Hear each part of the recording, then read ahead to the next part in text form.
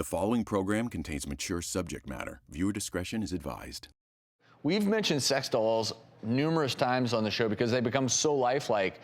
Well, customs agents arrested a 23-year-old after they found his silicone sex doll, but it looked like a child. And the childlike sex doll prompted authorities to investigate the man's home.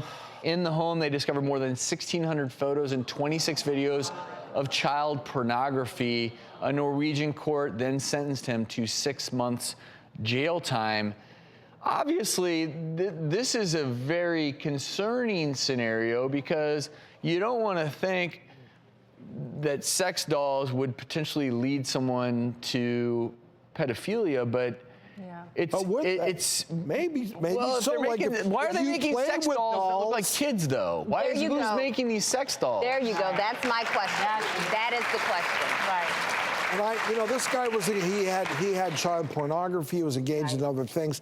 I think that's why he was sentenced. Because I mean, think about it. Having a doll. Yeah. No, it's illegal in the UK. It's illegal to import a sex doll. It's not illegal to own, but in some of these other countries, it is illegal to import. Period. No matter whether. Yeah, and the laws are very different. We in the U.S. may be a little behind the times.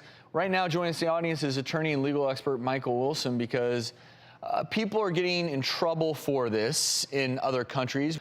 What's going on in the U.S. when it comes to, let's say they found a guy with a childlike sex doll? Any repercussions?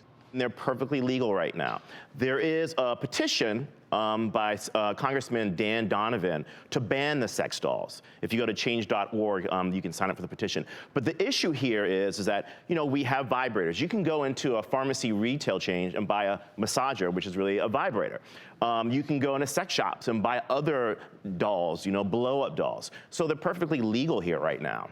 There's two big issues here. Freedom of expression, which is clearly being tested here, and then the psychological issue. If you're playing with these sex dolls that appear to look like children, are you prepping yourself to go to the next step? Yes, and that is part of the problem, because what we know about true pedophilia is that there's really no consistent or established cure. So what we're trying to do is just help them to resist acting upon that urge, right? So that they don't transgress upon children. So then when you have this sex doll and you're saying, oh, maybe that's a safe way because then you're playing with a doll as opposed to a child, you are still encouraging that person to repeat that behavior over and over, and that almost solidifies it even further, so that the next time they actually do have access to a real human child, they're actually more likely to act on that urge because it's already been solidified as a pattern. Because no just regular normal person is going to have a child sex doll. Like if I come to your house and you have a child sex doll, we can't be friends.